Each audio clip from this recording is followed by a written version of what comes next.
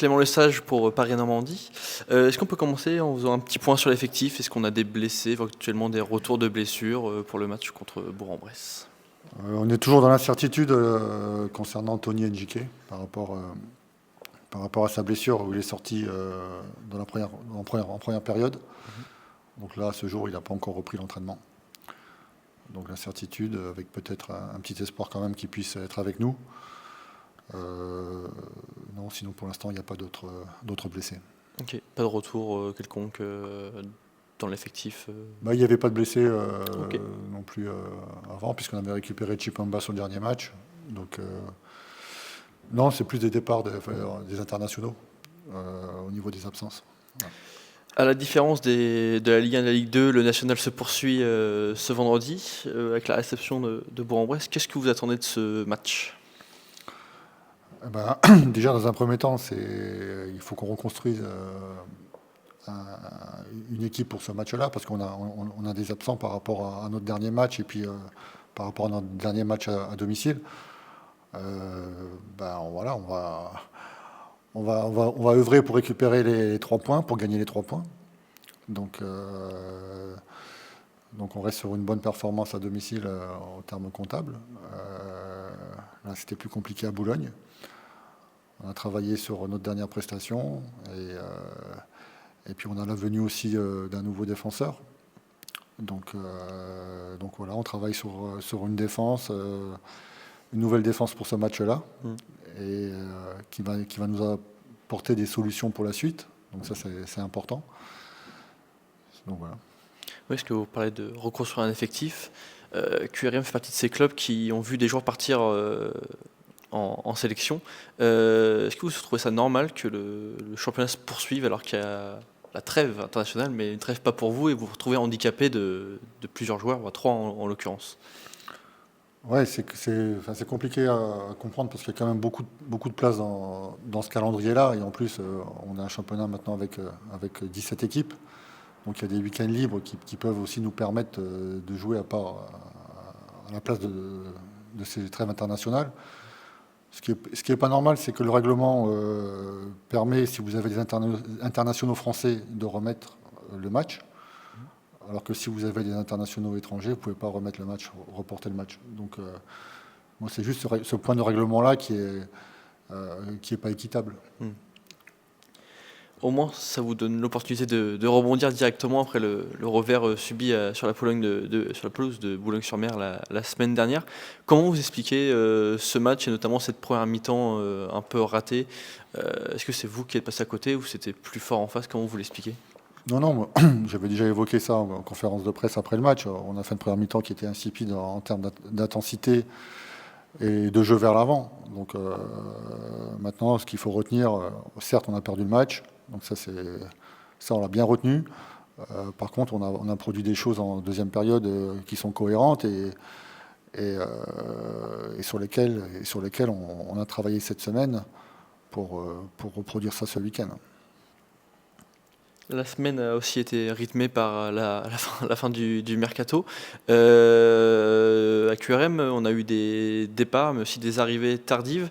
Comment vous gérez ça? Est-ce que ça amène pas un peu d'instabilité dans le groupe? Est-ce que c'est pas toujours évident de gérer ces mouvements tardifs alors que le championnat a déjà commencé? Ouais, c'est pas évident. C'est pas évident parce que on perd des joueurs au dernier moment. Mais après, c'est la réalité du football d'aujourd'hui. Des clubs comme le nôtre qui sont très bons pour développer des joueurs et ensuite, le joueur qui a touché un petit peu à la Ligue 2, il a envie d'y retourner. Donc il y a beaucoup de choses qui sont compréhensibles. Maintenant, c'est l'aspect sportif. Qui doit être travaillé. Donc là, on a récupéré Bérès Ouzou de Saint-Étienne. Le départ en sélection de Soali nous fait aussi repenser toute la défense. Donc c'est vrai qu'on est amené à faire des séances d'entraînement tactique qui normalement sont faites à la 2e, 3e semaine de préparation. Et là, en quelques heures, en quelques jours, il faut reconstruire cette base-là qui est importante, la solidité défensive. Mais voilà, on le fait avec beaucoup d'envie et en œuvrant au maximum pour que ça soit efficace dès ce week-end. Vous évoquez justement Owusu. Est-ce qu'il est apte à être sur la feuille, à peut-être débuter, ou il est trop court physiquement encore pour... Ah non, c'est un joueur qui est compétitif. Hmm. C'est un joueur qui a joué en Ligue 1 Ouais, un ça, match entier il y a 2 semaines contre Monaco. C'est ça. Mais du coup, Donc, avec l'adaptation tactique, peut-être... non, c'est un garçon qui a fait une préparation normale, qui a fait des matchs amicaux contre Retafe. Voilà, c'est un garçon qui est compétitif tout de suite. Donc c'est bien. Et puis là, sur les premières séances, il nous a apporté beaucoup dans le commandement, même si ça reste un jeune joueur en développement. Mais il a une belle assurance, beaucoup de sérénité. Et puis il a une qualité athlétique dans les duels. Donc on est content de l'avoir et puis content de travailler avec lui. Du coup, maintenant que c'est plus ou moins terminé, comment vous jugez cet effectif pour la saison? Vous estimez avoir les armes pour atteindre vos objectifs? Non, l'effectif n'est pas encore complet. Même si le mercato, les dates sont fermées, en national, on peut quand même prendre des joueurs après, soit des joueurs libres, soit des joueurs qui évoluent en France. Donc on n'a pas encore pallié les départs. Donc avec la direction, on réfléchit beaucoup pour compléter cet effectif de manière à ce qu'il soit compétitif. D'accord. Bonjour coach. Bonjour. Vous venez d'évoquer du coup les départs de Samuel Lorick, Noah Kadiou et Mamadou Camara. On imagine qu'on va avoir de nouveaux visages très prochainement. Qu'est-ce que vous, en tant que coach, vous ciblez d'important sur une potentielle nouvelle recrue? Qu'est-ce qui pour vous peut être important sur une nouvelle recrue? Déjà, on aura moins de choix que ce qu'on avait avant, puisque avec la date de fin de mercato, on ne peut plus aller voir ce qui se fait à l'étranger. Donc déjà que ça corresponde au profil qu'on cherche au poste. Donc il faut remplacer Samuel Lorick, et il faut remplacer Noah Kadiou, il faut remplacer Mamad Camara.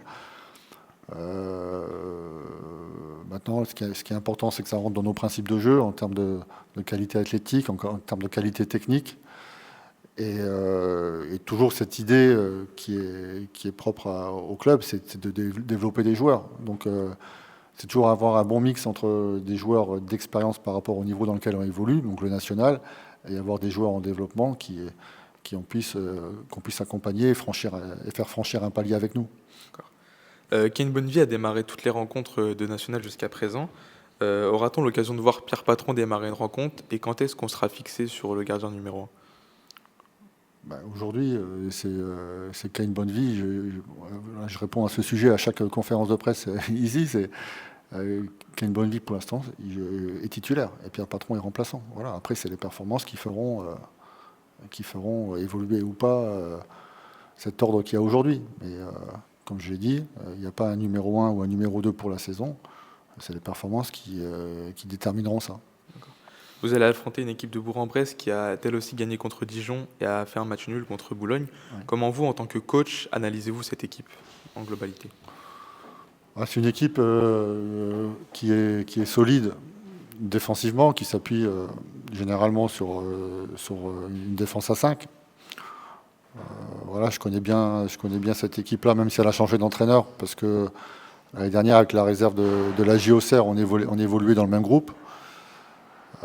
Ils se sont renforcés notamment avec des attaquants de qualité qui connaissent bien le niveau du championnat.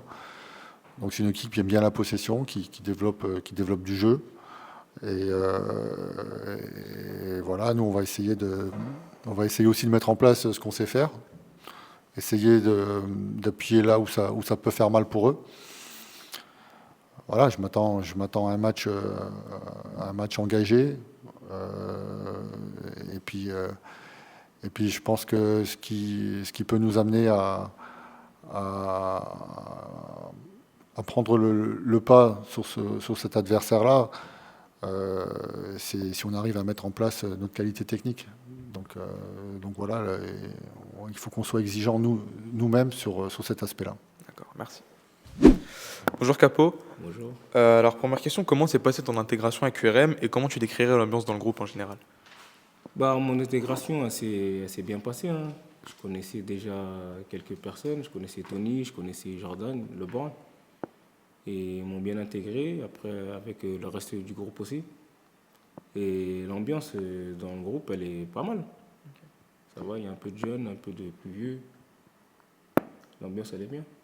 Alors à 31 ans, tu fais partie des cadres du vestiaire. Tu as près de 100 matchs en national dans ta carrière. Qu'est-ce que tu penses pouvoir apporter aux jeunes du vestiaire qui débutent dans le football au haut niveau? Bah, je pense que je vais pouvoir apporter un peu d'expérience, un peu canaliser les jeunes qui se dispersent un peu. Et voilà quoi. Tu as joué l'intégralité de la rencontre contre Boulogne vendredi.